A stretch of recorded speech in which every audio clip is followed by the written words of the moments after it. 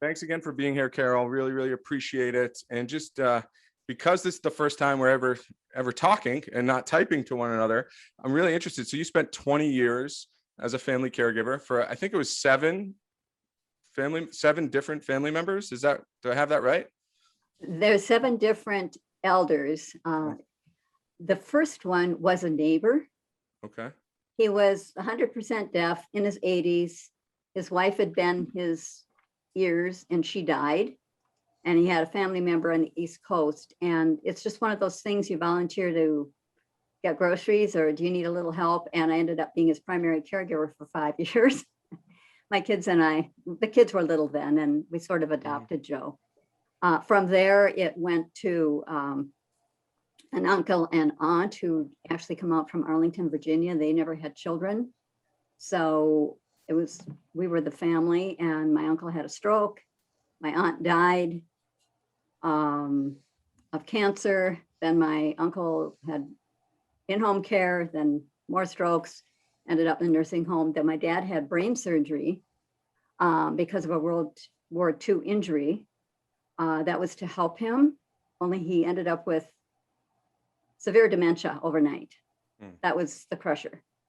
And spent 10 years that way. And then my mom, chronic falls, and my in-laws in the middle there. I forgot about my in-laws because my father-in-law had gotten really sick. All these people were intermittently cared for at different times. So my chronology can get a little off because at one point I was going to 5 different places every day to care for different people under different circumstances. But anyway, my in-laws were in there. My mother-in-law developed dementia. We feel at this point was probably Alzheimer's mixed with Lewy body, but less was known then.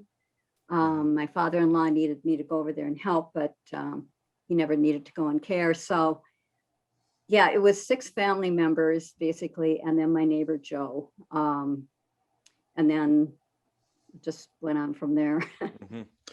And how did that, just as a quick aside, because I'm curious, how did that all spur your writing career? Were you writing beforehand, or what's the link there? I've been a writer since I was a little kid. I'm an English major. It's just kind of in my blood. But when I was still actually had gotten to the point where I believe it was more, I just had 3 elders left at the time, all very ill. I began writing my book as a catharsis. There was almost nothing online at that time. This is started all before there was really much online, and so there really wasn't much help for caregivers at all. And I just needed to write it out and write their stories. And then I ran into so many other caregivers, and I thought, I want to get their stories too. So I was writing my book and caring for 3 others, and began working full time again, and still had children at home. And yeah, it all kind of evolved. And then my job at the newspaper, eventually I talked them into giving me an eldercare column, and they said, I don't know. Well, eventually I talked them into it, and it's been running for almost 16 years. So that's it. Just, it's kept me going, and I hear from people all the time. I moderate a support group for a physician. So I get all kinds of valuable information there. So I just feel like I have my own experience, but I keep learning and growing, and I hope I can help others. Well, you help me, that's for sure. So thank you. And there's a question from the audience. Thank you, AMK. And feel free, if folks have questions, feel free to join the conversation. I'd love this to be interactive and everybody to have a voice today, because as I mentioned, I want to learn from other people's experience. That's for sure. But the question was, Carol, which newspaper is the column in? It's syndicated, isn't that right? Well, it runs in about 30 newspapers, all owned by Forum Communications Company. Okay. It runs in North Dakota, Minnesota, a little bit in Wisconsin, touches South Dakota. So it's not syndicated as such, but they own a whole lot of newspapers, and they run all over the place up here. Excellent. Okay, well, so as I was mentioning when I was kicked off the conversation, and just admit one more person here, the origin of this topic today was really a function of me getting ready for another transition with my mom, and we're going to be moving her closer to where we live. She's about 3 hours away by her choice when we originally transitioned her. But it got me thinking about just this notion of constant decision making as a caregiver, and never really feeling totally confident about the decisions that I'm making. So that was really the genesis. And as I started thinking deeper about it, I gravitated to some of the larger discussions. Maybe it's the timing, and I'm about to transition mom again, but determining the right care setting, the right environment. There is no universal right answer. There's only what's right for for our loved one, for our family, etc. Is sort of where I land now. But it was torturous when I went through it the first time, and it's really kind of eating me up again. So that's really the crux. Is it everyone wants to stay at home? My mom did too. I made a promise to her that she would, and she didn't ultimately, right? So if not home, is it move in with family, or is it assisted living or some other supportive environment, hospice care, palliative care? It's on and on and on, as everybody on this call knows. The question is, how do we get there, right? How do we make the best decision we can with with the utmost information we can get our hands on? So in that, what was your experience? And I see Heather's commenting. Glad you agree, Heather. I'm happy to hear that. And another reason why I love Care Chat is the sense of camaraderie here. So, but Carol, did you, you had an interesting caregiving experience, kind of, friends, neighbors, family, all at different times. Where were those people living? Were they in senior living communities of some care level? Were they in their homes? Were they in your home? They were all over. Okay. When it began, of course, Joe was my neighbor, but then my parents were in an apartment. My aunt and uncle were in an apartment. My in-laws were in their condo. And then as people began getting sick, things would begin shifting. And my dad was the first one. Oh no, my uncle was the first one in a nursing home. He, from one of his major strokes, he had had in-home care, as I mentioned before that. This was after my aunt had died. And so what happened was that I would go out in the morning, and depending on what was happening with the 5 people who were I was trying to care for it all at one time, because a couple of deaths had happened. I would begin with my rounds I would get my mother's groceries to take care of her kinds of things in her apartment. I would go to the nursing home, and then I would go back and get her. And meanwhile, I'm taking kids to school and such, but I would take mom back up to see dad at the nursing home. This is before she went to the nursing home. I would go over and get my mother-in-law's lunch and take care of her, do her hair, those kinds of things, go back to the nursing home. That was before she went to the nursing home. So these were all, it was very fluid, really. And toward the end, they were all thankfully in the same nursing home. And what I will say about that briefly is that this was really before assisted livings did as much as they do. At that time, assisted living was mostly for people who needed a little extra help. Mm-hmm. And if they had a lot of dementia problems or other things, they usually ended up in a nursing home because they had other physical illnesses that needed help. There's a much more of a crossover now about when people really need nursing home care. So when I use nursing home, think memory care or assisted living with a lot of help, it would all be a little bit different now. Mm-hmm. And Patricia, was there a question there? Oh, okay. Yeah, so I get what you're saying there, how the how in the senior living side of the equation anyway, how the market has changed, right? And in my case, it was just a really, really arduous decision. Being 3 hours away from my mom, we just, as luck or not would have it, my wife was becoming a caregiver for her dad at just the same time. My father-in-law and my mom have followed or they started at the same time anyway, needing support from others. But I just was not prepared for that process with my mom, and was not prepared with the gravity of the decision. And it was just, it scarred me in a lot of ways, I guess, is, if I had to put it bluntly, that's how I'd put it. But were there, I guess, do others on the phone, does that resonate? I am taking care of my husband, and I actually have some experience taking care of my parents, but I have to say this is entirely different. Doing this for a partner as opposed to a parent or a family friend. And I'm finding it more than challenging. I'm looking into the possibility of moving him out of the home.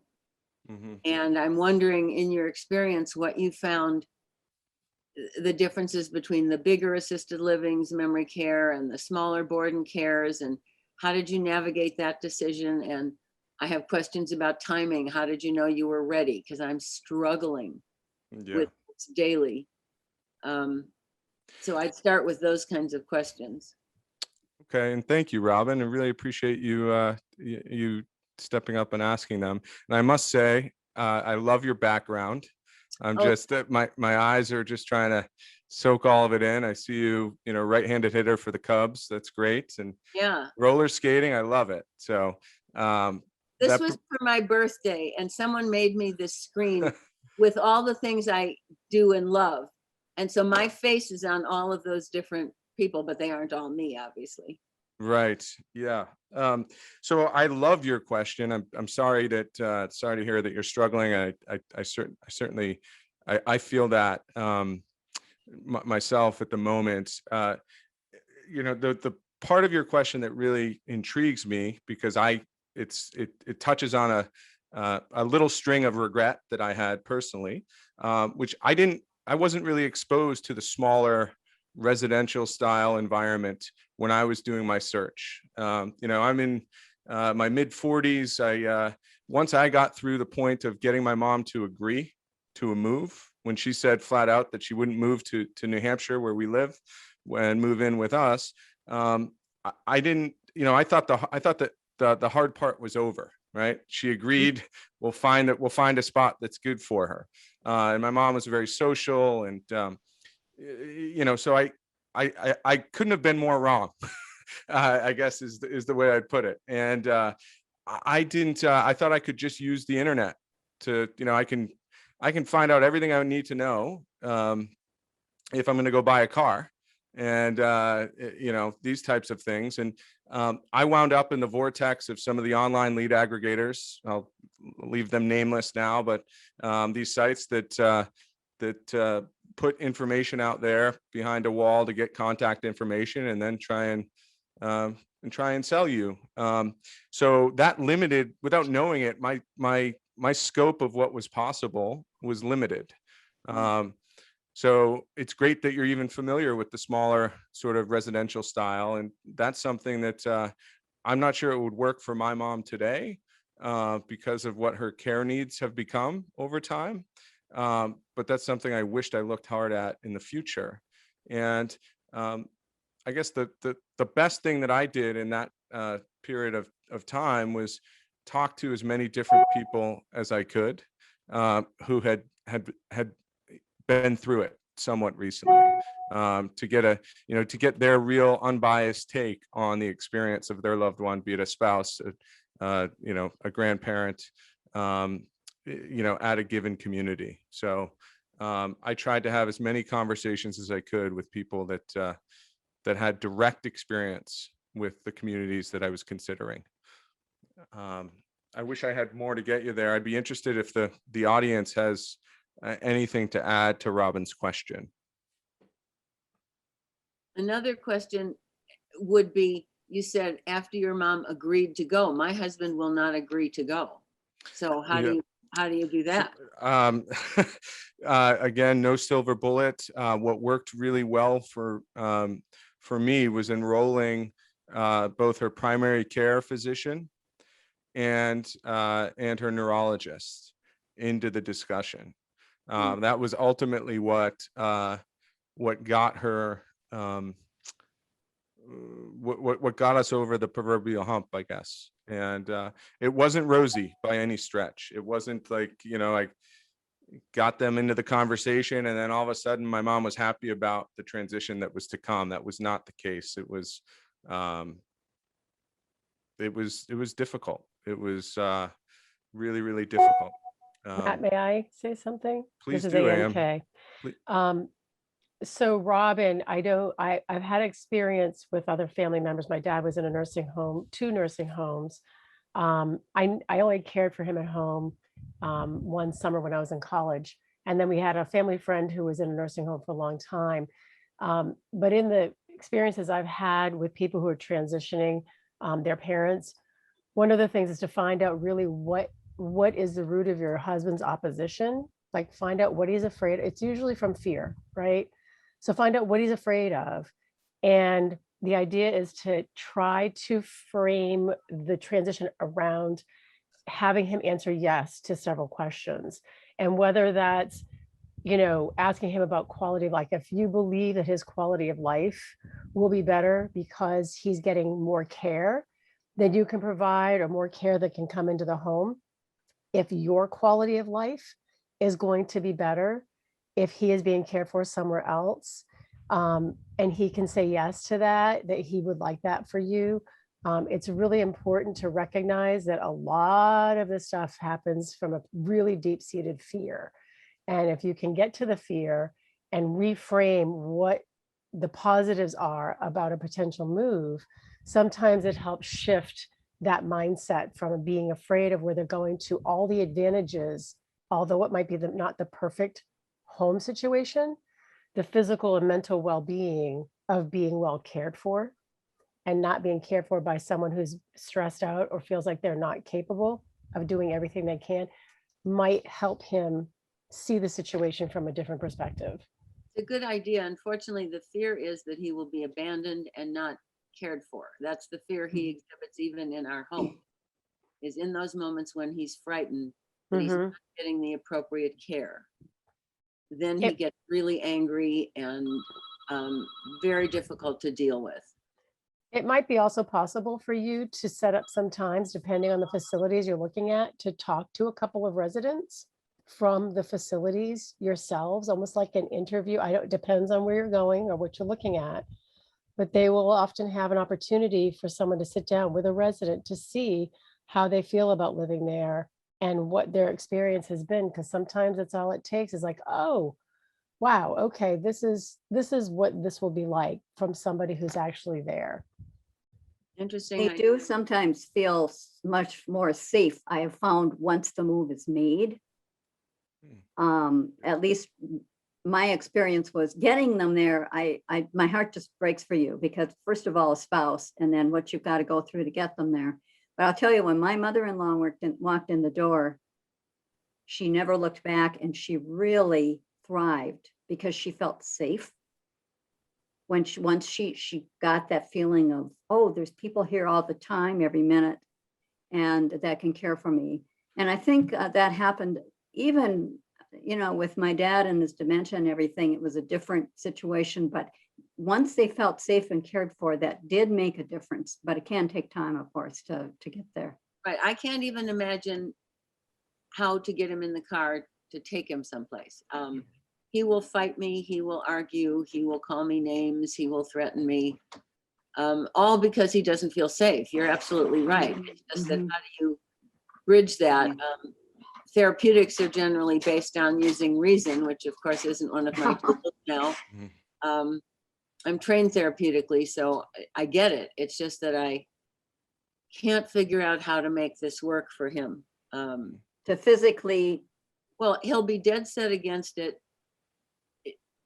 because he's already frightened here, and he has someone by his side 24/7. It's either a caregiver or me. He's never alone. And I won't be able to duplicate that kind of attention anywhere outside of the house. I'm just feeling like I'm living a prisoner in a madhouse. of course you are. And this would be, I think it, on some levels it would be better for him, but mostly it would be better for me because I'm worn out and I'm just overwhelmed. But again, if I've measured any of his responses so far, he will not be positive. He will not say yes. And then getting him there, I can't even imagine how I would do that. There's no family friend or pastor or anyone who maybe could help with the physical transition? Well, I have people who could help physically. Yeah. But if he's ranting and raving, he gets really angry when he's frightened. He's such a different person than this, obviously. Yeah. Now when he's frightened, he gets angry, and it's a bit scary, actually. Of course it is. Yeah, I'm sure. And Robin. Oh, So this is, go ahead. sorry, this is Arlen Barnett. I just want to put one quick little thing out there. My mom lived with us. She had Alzheimer's and she lived with us. We tried assisted living and it just didn't work. But she died about 8 years ago. And now with COVID, I think it's a whole different ballgame. But what I would suggest maybe is if they lift, restrictions in terms of visiting and stuff with COVID, I wonder if you could take him to an assisted living facility or even like an adult daycare place, just like for half a day. I mean, we tried that with my mom and it just didn't work because she was around quote unquote old people. Never mind the fact that she was 92 when I took her, but her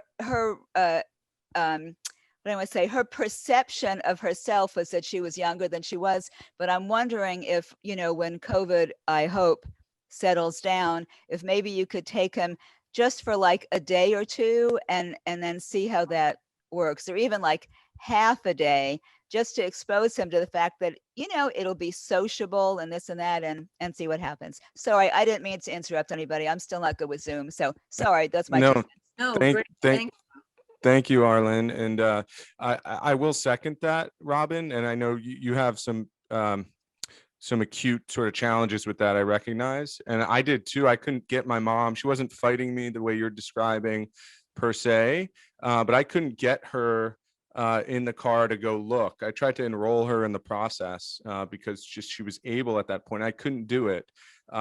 She just fought me tooth and nail. I ultimately had one of her close friends take her just to walk around the community that I was honing in on. And again, nothing was a silver bullet, but it did help. It had a meaningful impact. In my mom's case, she was a very, very social person. She saw, we set it up so that it was, around kind of adjacent to one of the meal times. So she saw a fair amount of people around, et cetera. It's different now, of course, with COVID, depending on where you are in the country. But I just wanted to put that out there and I do so because it didn't seem possible to me to get her there. I was at my wit's end for it. The second thing is there are a couple, thank you everybody for putting comments in the chat. Really appreciate that. There's a couple that I just wanted to call out for you, Robin. One is Heather put it out there to possibly explore geriatric care manager if you're not already, or the local area on aging for some support.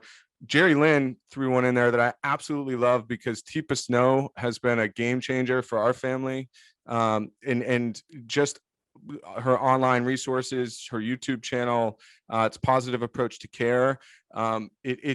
She covers so much ground and is so helpful. I can sort of consume her recommendations at my own pace on my own time. It's been very, very helpful for both myself and my wife at various points throughout our journey. So thank you all for putting those those questions or suggestions in the chat. Did anyone else have anything to add for Robin before we?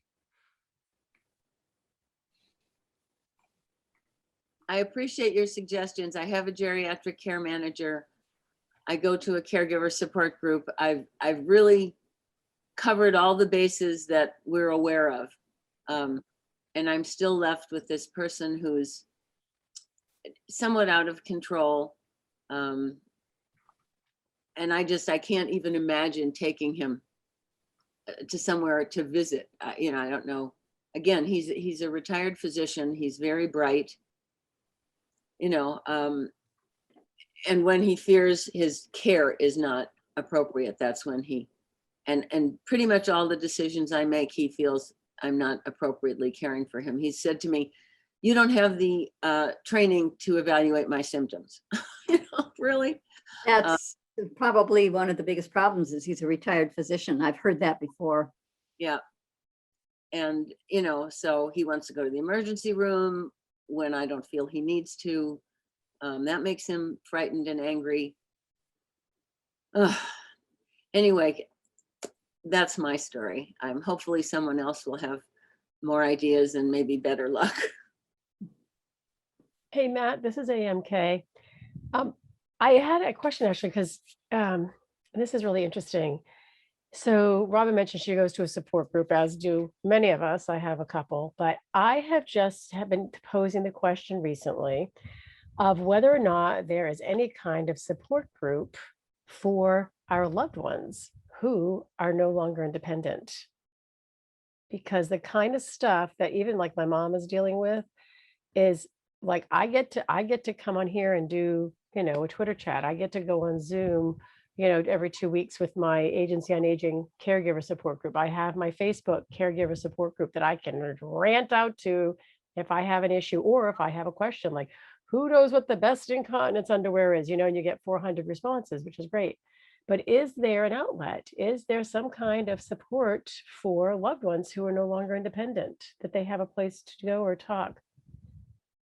I'm in Los Angeles, and there is a program here where I go to my caregiver support group.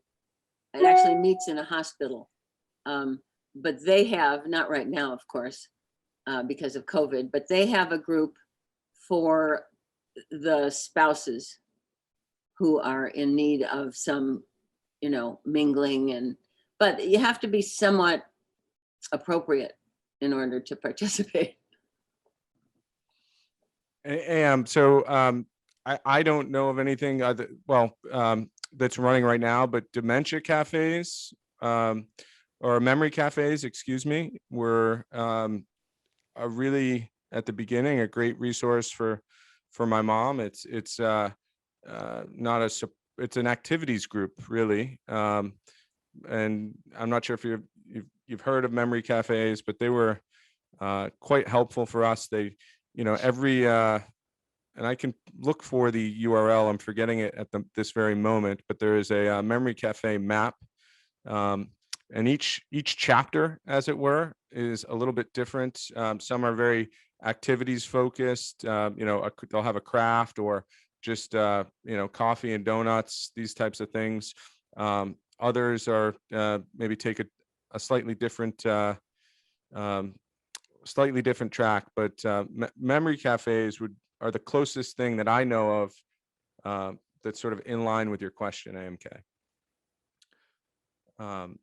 Does anyone else have any thoughts on AMK's question?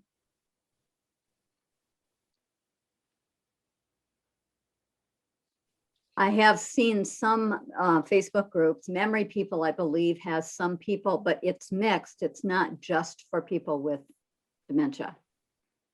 But I believe that that is a Facebook book or a group that I believe also has some people who are living with dementia in it. Yeah. And adult day programs also, AMK, a little broader than a support group, but I'm sure you're probably familiar with those. And we've kind of, which is great, we've kind of tackled a few questions organically that I was going to pose to Carol in the group, but I guess one that I've been thinking about for myself, again, as I'm approaching this new transition with my mom is there one singular thing that you did in a given care transition that really paid off, that made it smooth, that helped you a lot, right? Is there that, is there one thing that you did in a transition that paid dividends for you? For me, it was to think about what my parents and all of the different people, other than I didn't know about Joe, my neighbor, but what they had said would be their wishes as they got older, just in general conversations. I'm a big believer in just talking generally as families through the years, so you get a foundation rather than just ignore the topic till it's right in front of you. And of course, you can't go back and do that, but I think it does help. And I generally, in my newspaper column, I'm always saying, if you just talk in a friendly manner with your parents about all kinds of things, sometimes you can get a feel about these, whether you're talking about a neighbor or a friend or whatever. So to me, that was helpful. And also in my family, I had a grandmother who lived with us. My parents took care of my grandparents. I saw the decisions they made, and that also helped influence me when I had to make decisions for them when they no longer could. So both of those weighed in, and I think that those paid off for me a lot, because as everyone here knows, we make decisions on the fly. There's no way you can plan. This is going to happen. That's going to happen. This is next. It just doesn't work that way. But having that foundation in just kind of a gut feeling that if I have choices, and frankly, we don't always have choices. Dad went in surgery, actually doing very well, came out with a dementia nobody had heard of. You're really running on the fly. But when you have some choices, that really does help to have that foundation. That's a good point. Thank you, Carol. And you hit you hit on one of my the next question was, if I had it all to do over again, what would I do differently? Tough one to answer, because it's basically like everything. That's how I would answer that question. But go ahead, Am. Are you raising your hand? Oh, geez, I even unmuted myself and didn't realize it. Sorry. So, and I thought that I did all the things, Matt, that would limit me from being regretful. And my situation is, my mom was living in a independent assisted living. She had her own apartment in it's actually owned by a hospital at the time, eldercare division of the hospital.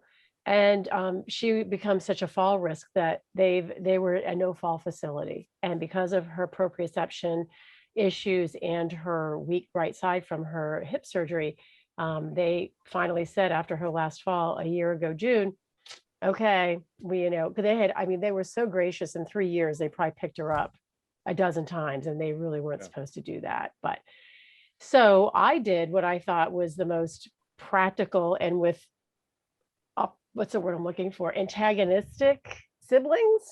I wrote a very compassionate email to my least disagreeable sibling, let's say, and said, Mom has expressed her desire to not go to another facility. She's afraid. She knows that she's worse than she was before. And so I have decided that I'm willing to find a place for us to live. And we would love your support and any kind of info or feedback that you would like to share with us, and whatever. And no response. And then a couple weeks later, I sent an email saying, hey, just checking to see if you got my email. And, because at this point I'm applying for long-term care. I'm starting to go through the whole, like, what program, how much, and there's assets, and there's liabilities, and, oh, wait a minute, you can only have this much money in the bank. And, oh, but if your income is over this, you don't qualify for this. So for the rest of you who haven't figured it out, we're not, all like fluff over here. We don't have enough money to pay $8,000 a month for a care facility anyway. And apartments aren't cheap. So when I finally got the response, it was a bunch of accusations about how I'm going to do whatever I want. Yeah, I don't care about the rest of the family. The rest of the family completely disagrees with my decision. I am definitely not qualified to take care of my mother all by myself. And she has 24/7, nurses. And my mom is not that sick. My mom just has, this proprioception balance issue. She has weakness on her right side. And so she can't do things by herself. She can't stand up by herself because she will lose her balance. So she needs help navigating, but she was forced to live in a wheelchair after her last fall. They said, no more walker, no more, not even in your own apartment. You have to be in your wheelchair. And her neurologist was like, about a month and a half later, she had a follow up with him, her yearly follow up. He said, oh my gosh, okay, you know what happens? Someone doesn't get out of a wheelchair. They get in a wheelchair, they never get out. And I looked at my mother and I said, here's the deal. You come live with me, you're going to keep doing your PT and you're going to go more often because we're going to be way closer to the PT than you have been for the past 3 years. And this is what's going to happen. You're not going to be in a wheelchair. And I have had no support from my siblings. I have had threatened with lawyers and restraining orders and all manner of get out for taking care of my mother. And we were 4 months after the search started. We were gifted, and I only say that because I don't know who in the universe had control over this, but with a phone call from the people who used to manage my mother's old apartment when she lived closer to where I was and said, hey, guess what? Your mother's old apartment's open. Do you guys want to move in? So the apartment that my mother lived in for over 20 years before she had navigated farther away from me became available. And I had phoned them right at the beginning of the search and said, hey, if anything comes up, please let me know. And the guy called me in like the end of September, October, I should say, your mom's old apartment is available. And all of her neighbors, like I would say if there's 15 of us in this building, 10 of her neighbors are still the same. And they were thrilled. And neither one of my sisters has made a peep about coming up to visit. It's been it'll be a year in November. They maybe call every once in a while. And I'm like, you know what? I don't care. You guys, you have to live with yourselves. I know that this is what she wanted. And I know that she's better off here than she would be if she were in a nursing home. So it was a really difficult transition, but my relationship with my siblings was already strained. And I basically said, screw it. I'm not worried anymore about how you feel about me because everybody else on the planet, all of my mother's providers, all of her friends, and everyone who lives in this complex is like, you were doing a great thing. And we will go to bat for you if you ever needed to. And that's my only solace. So thank you for sharing that, Am. And you are doing a great thing. I don't have, my heart breaks for you hearing the family, the family side of that, because as an only child, I haven't had to deal with that. Certainly any siblings. I've had some challenges with my mom's brother, but nothing certainly the magnitude of what you're describing. So thanks for sharing. And you, again, organically, we hit another one of my questions for the group, which was around sort of family dynamics and how people navigate those things. I mean, does anyone else out there have any thoughts on as it relates to care transitions or family communication, family dynamics? Any thoughts on something that you might do over again if you had the chance, or something that you did that went really, really well?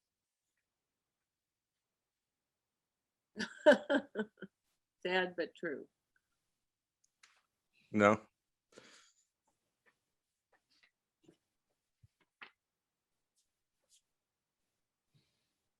Is there a chat? Okay. So really, Robin, I guess going back to, oh, I see Heather, sorry. I'm trying to keep my eyes on the camera and on the chat. This is my first time hosting. Apologize, it's, and then with Robin's background, which is on my screen, there's all sorts of great color. I'm kind of all over the place. But the question, I was just going to share one thing that it was going back to one of the points that Carol was making, and I guess you'd file this under the category of any piece of advice that I might give a caregiver that comes after me. Maybe not terribly useful for those on the phone, but I was one of the people that made the mistake of promising my mom that she would never move. And you know, I don't kick myself on for saying that, because she made that comment continuously. I would say, "Don't worry, Mom, that'll never happen." But that was really, really naive of me. I wish it came back to bite me in a big way. But my real regret as it relates to that is I wish I had dug deeper in that conversation and those points in time, and use that as a cue to actually have, you know, a deeper, broader conversation about what could happen in the future, right, based on how life goes. But I wasn't even there. Yeah, I couldn't even see you know, any potential for, you know, Mom having you know, to live with Alzheimer's or any of these things. Like, it just wasn't, I was so in the moment, right? So I wish, you know, that'd be one thing I could take back and do differently if I had the chance, would be to use my mom telling me insistently that she wasn't moving to a facility, as she said. And she was a nurse too, by the way, not a doctor, but a nurse, a healthcare professional, Robin. You know, I wish I used that as a cue to dig deeper with her, and really have a, you know, a care planning sort of conversation. The only experience I had like that was with my parents, and they had promised each other that neither would put the other out of the home. My mother went blind from macular degeneration, and my father had a massive processing stroke, which means that he could walk and talk and dress himself, but he couldn't process any of the information that he saw or heard. So it was extremely frustrating. He got very aggressive, and for safety reasons, my mother had to put him in, she put him in a 6-bed group home.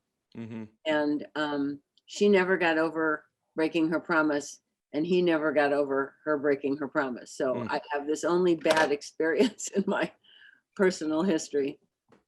Has anybody else on the line had experience with that? It's very, very common, I find, because people mean it. When you say it, your parents are doing quite well. Of course, you're going to say, "Oh, you know, never going to do that." And as I made a note in there, but because I've answered this, I don't know how many times during my 15-year writing career, I tell people that you can let go of the guilt because you're honoring the spirit of what you thought you were going to do, which was do the best thing for your parent or your spouse. So, you know, it's best never to say that and to say, "Oh, I'll keep you at home as long as I can." But what we need is the best care you can get, and we don't know the future. So this is all good, but you can't go back. But the idea is that the guilt can be dropped because you are doing the very best thing you can for your mom, which means you're honoring the spirit of the promise that you made. Right. When my mom said, oh, I'm sorry, I'm interrupting somebody again. No, you're not, Arlen, and the floor is yours. Oh, thank you.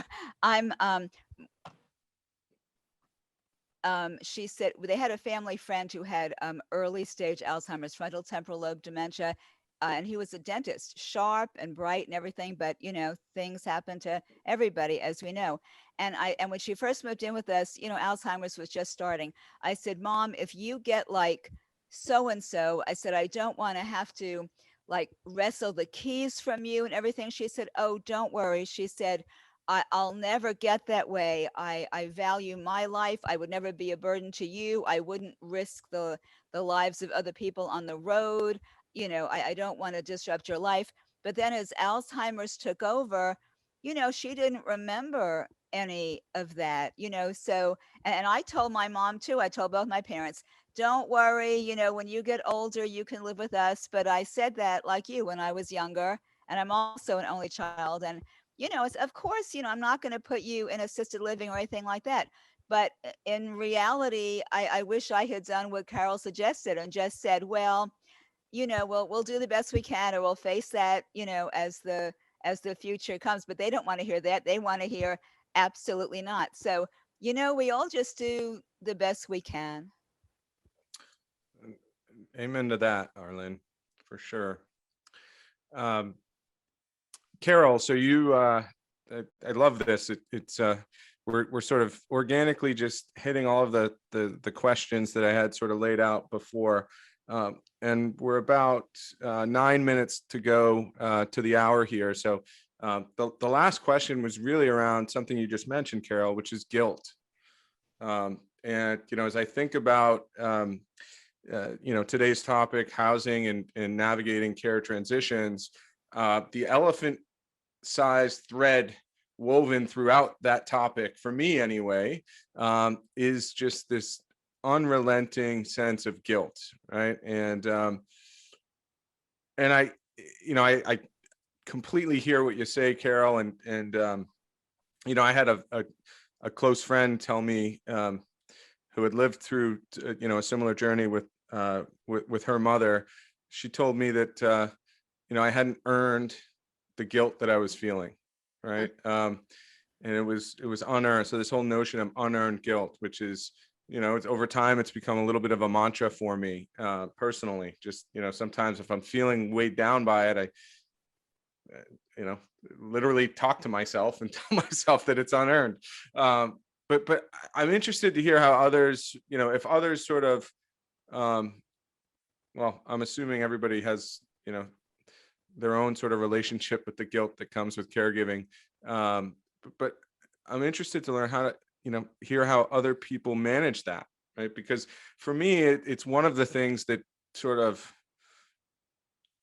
it never goes away, right? Even if we're in a brief sort of steady state, there's still guilt. I haven't been there to visit, this week, or I wasn't there long enough, or there's, the list goes on and on. It never ends of the things to feel guilty about, from, in my experience anyway.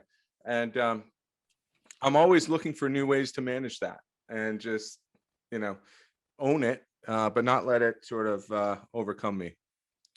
So I think that we can learn to, it's hard. And we do carry that unearned guilt. I've written about it a million times, and I still will go back, believe it or not, years after my parents' deaths, I'll go back and think, oh my gosh, I wish I would have done that better. But I have learned to just stop myself. And we are doing something. There's no roadmap. There's not a day that's the same as another day. Every person is different. There isn't a human being that could make all the right decisions for all the time for these unforeseen happenings. And we're dealing with people who no longer can be reasoned with, as we all know. We're dealing with emotions that are horrible on their side. So we are doing the best we can as human beings. And I know in a way that doesn't help, because I have fought a lot of guilt myself too. But I think because I had so many people to juggle at the same time, I truly was kind of aware that there's really nobody. People could say, why didn't you have them in your home? Can you move 5 different people in different health situations into a home with 2 small children? I mean, that's unrealistic, and I refuse to accept that guilt. I think I have great admiration for people who can do that, but I don't think, these choices are all based on what we need to do in unique circumstances. Yeah. But you're doing the best you can and without any roadmap, and that's really all the best any of us can do. I use doing the best I can frequently, as well as mindfulness, to be just in the present moment and not look back and not look forward. I have a lot of guilt because I get angry. Me too. He's so demanding. He woke me up at 6 o'clock this morning. He was desperate for coffee. I got up, didn't want to, made it, got back. He was sleeping. He didn't want the coffee. This happens over and over and over with a range of different kinds of things. And sometimes I hear my voice sounding angry, but I go back to, okay, I'm just a person. I'm doing the very best I can. And what you have to realize about best is some days your best is different than other days. Some days my best is near brilliant. Other days it sucks. So, that's a great point. You're human, in other words. Exactly. I'm going to use that, Robin. I'm going to use that one. But I relate to what you said, because I I at times get angry myself and, embarrassed to say that at points, but I've gotten a lot better over time at sort of managing, managing myself, right? Getting myself in the right frame of mind and, having appropriate expectations for an interaction, all these sort of, it's real work that I had to A, first learn that I need to do, and B, do it, but still it happens, right? And that's a big source of my guilt too, is, because it's this just vicious cycle. But so I appreciate you sharing that. And yeah, I'm just time flies, I guess, when we're having fun. But it's 3 minutes from top of the hour. Are there any other questions, thoughts, anything that anybody wanted to share before we wrap up? Thank you for doing this, Matt. Oh, my pleasure. My Appreciate it. pleasure. This is my first and only hosting duty of Care Chat. So Woohoo. Big hope undertaking. You're doing great. hope I did all right for everybody, but really, really appreciate all the participation from everybody who joined. Obviously, thank you all for being here, and participation both from, speaking on the chat, but also, or speaking on the call, but also dropping some of these thoughts and nuggets of knowledge in the chat. Really appreciate everybody. And like I said, let me just put my email in here for anybody. That's to AMK. Sorry about that. Oh, I feel so special. If anybody wants, there's my email. If anybody wants a playback video, send me a note, and we'll see you next time. Next will be the last Tuesday in August. I don't see your email. AMK, Thanks, I sent it to you twice. Sorry. I'm managing a Matt, lot over here. People are going to start to think you're playing favorites. Okay, knock it off. Right. Thanks, everyone. I got to run. Take care. Thank you. Bye-bye. There's my Bye now. email. Thanks, everyone. Thanks for joining. Take Good care. Thanks, Matt. Carol, thank you so much. You're welcome. Thank you. Bye-bye. Bye.